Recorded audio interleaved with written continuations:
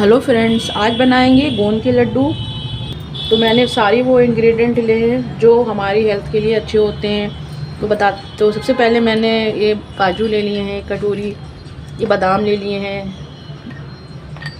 और ये मैंने किशमिश ली है, 4 मगज़ लिए हैं। 4 मगज़ जो होते हैं जिनके माइग्रेन है, सर में दर्द है, तो ये उसके लिए बहुत फ़ायदा करता है। तो इसमें 4 मगज़ में मैंने 4 तरह के अलग अलग बीज होते हैं, तो उसे मगज़ कहते हैं। कद्दू के बीज, सनफ्लावर के बीज, खरबूजे के बीज और तरबूज के बीज। तो चारों का मिला लिए तो ये 4 मगज़ कहलाएंगे। और जिनके सर दर्द होता है तो ये उनको बहुत ही फ़ायदा करेगा।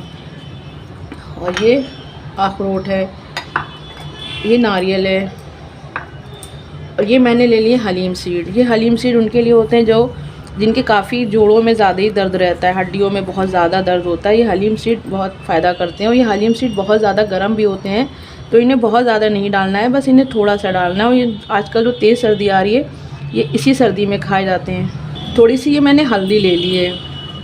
हल्दी भी हमारी काफ़ी जॉइंट पेन्स में फ़ायदा करती है। आप यहाँ पे अगर सोंठ का पाउडर डालना चाहती हैं तो आप सोंठ का पाउडर भी डाल सकती हैं। ये मैंने छुआरा ले लिया है, आप यहाँ पे डेट्स भी ले सकती हैं। तो ये मैंने छुआरे को काट लिया है। एक बाउल मैंने मखाने लिए हैं जो काफ़ी हमारे जॉइंट्स, पेन, जोड़ों के दर्द और कैल्शियम बनाने का काफ़ी अच्छा सोर्स होता है, तो इसलिए मैंने ये मखानों का यूज़ किया है यहाँ पर। ये मैंने गोंद लिया है, एक कटोरी से थोड़ा कम।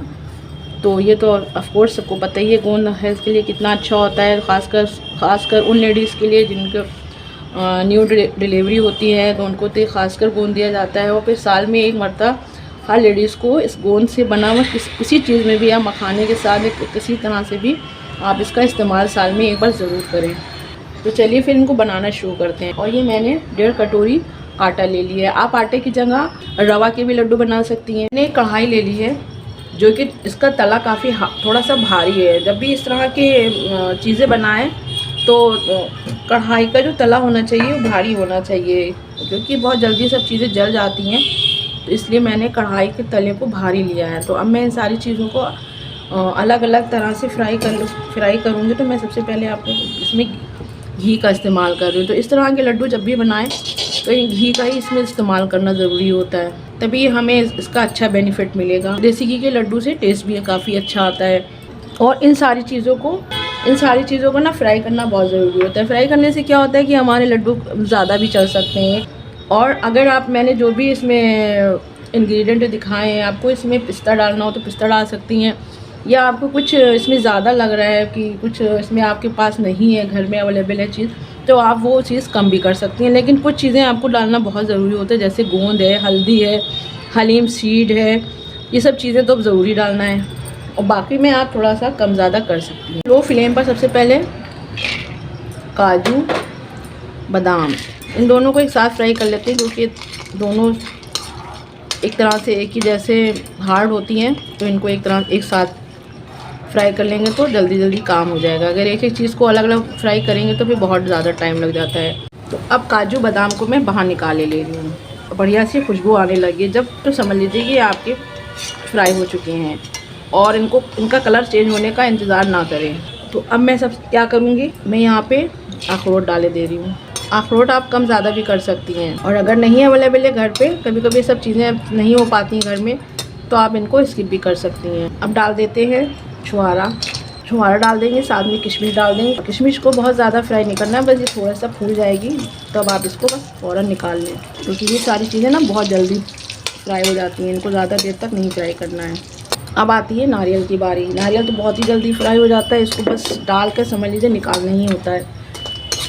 और बिल्कुल लो फ्लेम पर नारियल को डाल के निकाल लें। तो बस अब ये फ्राई हो चुका है हमारा नारियल, इसमें खुशबू आ गई है नारियल को भुनने की। थोड़ा सा ये भुनी हुई चीज़ों पे ना क्या होता है कि इनकी खुशबू बहुत अच्छी हो जाती है, खुशबू भी अच्छी हो जाती है, और ये लंबे टाइम तक चल भी जाते हैं। तो अब आती है बारी हमारे 4 मगज़ को फ्राई करते हैं सबसे लास्ट में। कम टाइम के लिए इनको भी फ्राई करेंगे। ये काफ़ी गर्म होते हैं और जाड़ों में ही इनका इस्तेमाल करें। अब मखानों को डाल के फ्राई करते हैं।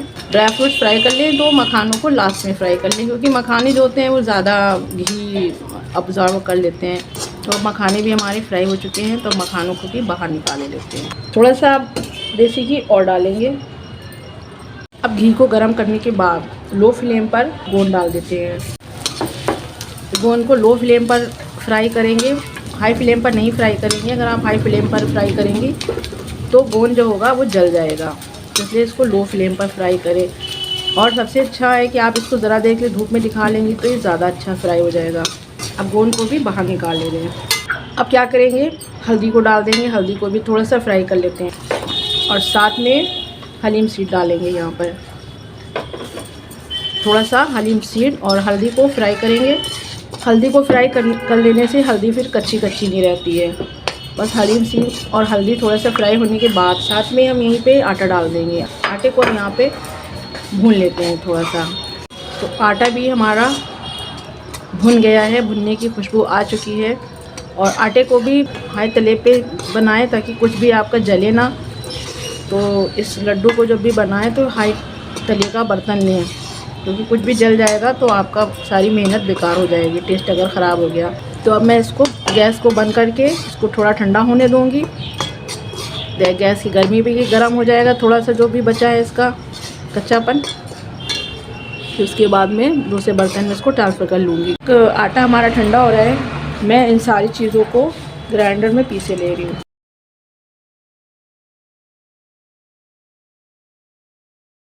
तो सारी चीज़ों को मैंने पीस लिया है। ये मखाने भी मैंने पीस लिए। थोड़े से ये मैंने बीज को ऐसे ही छोड़ दिया है ताकि ऊपर से जो दिखाई देते हैं बीज अच्छा लगेगा देखने में। तो मैंने बीजों को चार मगज़ के जो बीज थे इनको मैंने सबको नहीं पीसा है। आप क्या, मैंने थोड़ा सा अलग करना पड़ा मुझे, मेरे से ध्यान नहीं रहा था मुझे। तो जब आप इस तरह से इनको फ्राई करें तो इन चारों मगज़ को आप अलग रख लें। तो आप इनको अगर बिना पीसे, उससे होता है ना कि बस देखने में अच्छे लगते हैं, जब ये बीज दिखाई देते हैं ऊपर से तो लड्डू देखने में अच्छे लगते हैं। तो अब हमारी सारे इंग्रेडिएंट पीस चुके हैं। अब मैं आटा भी यहीं पे मिला दे रही हूँ सारी चीज़ों के साथ में। अभी मैंने गोंद को नहीं डाला है। अब सारी चीज़ों को मिक्स किए लेते हैं। गोंद को क्या करेंगे, इस तरह से तोड़ लेंगे। आप चाहें तो कटोरी की मदद से इसको इस तरह से क्रश कर लीजिए, या मिक्सी के जार में अगर पीसना चाहती हैं तो पीस ले। लेकिन ये इसी तरह से इतना बना है, क्रिस्पी बना है, कुरकुरा है कि ये यूँ ही हाथ से ही इसमें आसानी से मिक्स हुआ जा रहा है। तो मैं तो बस हाथ से के ले रही हूँ, मैं कटोरी का इस्तेमाल भी नहीं कर रही हूँ। तो मैंने आटे को भी मिक्स कर लिया है और अब मैं यहाँ पे गोंद मिक्स के दे रही हूँ। थोड़ा सा मैंने मटेरियल अलग कर लिया है, इसको मैं बिना गोंद के बनाऊँगी। मैंने एक कढ़ाई जो अभी जिसमें मैंने ड्राई फ्रूट्स फ्राई किए थे, मैंने कढ़ाई ले ली है और मैंने 200 ग्राम के आसपास गुड़ ले लिया है। आप चाहें तो गुड़ ज़्यादा कम भी कर सकती हैं। मैंने अपने हिसाब से गुड़ लिया है और इसमें मैं थोड़ा आधा कटोरी पानी डालती। इसकी मैं गुड़ की चाशनी बना लूँ। चाशनी में थोड़ा सा देसी घी डाल देते हैं। तो अब ये चाशनी हमारी बन चुकी है। अब मैं गैस बंद के दे रही हूँ। तो ये इतना चिपकने लगी। इसकी चाशनी बहुत ज़्यादा हार्ड नहीं करना है, क्योंकि गुड़ फिर बहुत टाइट हो जाता है, तो फिर इसको लड्डू बनाना बहुत दिक्कत हो जाती है। जब तक गैस बंद करेंगे तब तक गैस की गर्मी से ये और टाइट हो जाएगा। और अब मैं इसको क्या करूँगी, गरम गरम एक छन्ने में छान लूँगी, क्योंकि गुड़ के अंदर काफ़ी मट्टी होती है और लड्डू हमारे किरकिरे हो जाएंगे। तो मैं इनको पहले छान लेती हूँ, साफ़ सूखे बर्तन में ही छानूँगी। चाशनी को मैंने छन्ने से छान लिया है। काफ़ी इसमें कचरा सा दिख रहा है, डस्ट ऐसी दिख रही है, गंदा गंदा सा। तो अब मैं इसको चाशनी को मैं एक बार थोड़ा सा गर्म करूँगी। गर्म करने के बाद अब मैं इसमें इसको मिला देती हूँ। थोड़ा थोड़ा करके मिलाएंगे और बची हुई चाशनी को भी यहाँ पे मैं सब मिला दे। बस ये लड्डू ना गरम गरम ही आपको लड्डू बनाना है। अगर ठंडे हो जाएंगे तो ये काफ़ी हार्ड हो जाएंगे, तो आपको लड्डू बनाने में दिक्कत हो जाएगी। तो मैंने बिल्कुल परफेक्ट अंदाज़ के साथ बना लिया है। आपको अगर इसका अंदाज़ सही नहीं है तो आप ये जो मटेरियल है थोड़ा सा अलग रख लीजिएगा। अगर आपको लगे कि आपकी चाशनी थोड़ी सी गीली हो गई है, कोई प्रॉब्लम हो गई है, तो आप थोड़ा सा जो इसका मटेरियल है ये जैसे मैंने अलग किया है तो इस तरह से आप अलग कर लीजिएगा। आपको लगे कि लड्डू आपके नहीं बन पाएंगे तो इसलिए थोड़ा सा सेफ्टी के लिए अलग बचा लेना चाहिए। अब मैं लड्डुओं को बांधना शुरू करती हूँ। कि जो चाशनी होती है गुड़ की या शक्कर की चाशनी ना बहुत ज़्यादा ही गर्म हो जाती है, इससे हाथ जल जाता है, हाथ चिपक जाता है। तो आप ये देख सकती हैं कितनी आसानी से हमारे लड्डू बने जा रहे हैं। तो मैंने इस तरह से अपने साइज़ के हिसाब से लड्डू बना लिए। आप अपने साइज़ के हिसाब से लड्डू बना लीजिएगा। बना के लड्डू दिखाती जा रही हूँ। और बिल्कुल बहुत ही नॉर्मल गरम होना चाहिए कि गरम भी हो और आपका हाथ भी ना जले, बस इतना गरम ही रहना चाहिए। देखिए इस तरह से मैंने चाशनी बनाई थी कि बिल्कुल परफेक्ट चाशनी बनी थी। तो आपके अगर लड्डू नहीं बन पाए, आपकी चाशनी आपको लगी जैसे मैंने दिखाया था, बस उसी हिसाब से आप अगर बना लेंगी तो आपकी चाशनी बिल्कुल परफेक्ट रहेगी।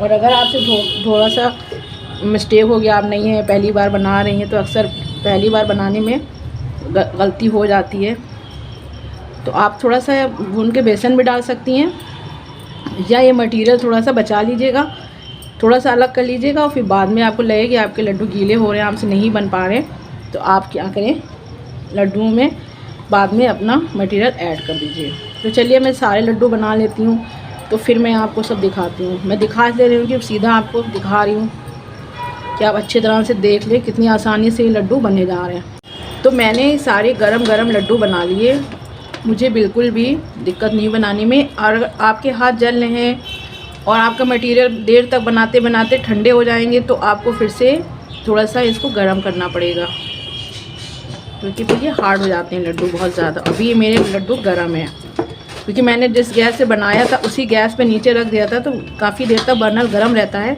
तो इसलिए मेरे लड्डू जो थे ना, तो इसी तरह आप भी करिएगा कि गैस जिस पे बना रही हैं वह उसी पे रख लीजिए गैस के ऊपर। गैस बंद होती है तो बर्नर काफ़ी देर तक गर्म रहता है। तो मेरे साथ यही हुआ कि मैंने गैस पे इस तरह रखे और नीचे बर्नर गर्म रहा, बहुत ही अच्छे से भीनी गर्मी रही और बहुत आसानी से लड्डू बन गए। बिल्कुल भी मुझे दोबारा गर्म नहीं करना।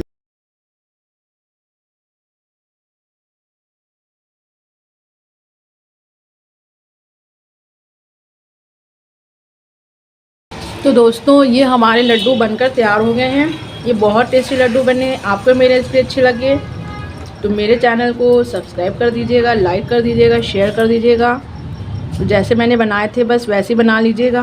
थोड़े से जो मैंने अलग मटेरियल बचाया था उसके लड्डू अलग बनाए हैं, उसकी चाशनी भी मैंने अलग बनाई थी। तो टोटल चाशनी आपकी 250 ग्राम गुड़ में बनेगी। अगर सारे लड्डू एक साथ बनाएंगे तो 250 ग्राम गुड़ की चाशनी बना लीजिएगा। तो मैं आपको एक लड्डू तोड़ कर दिखाती हूँ।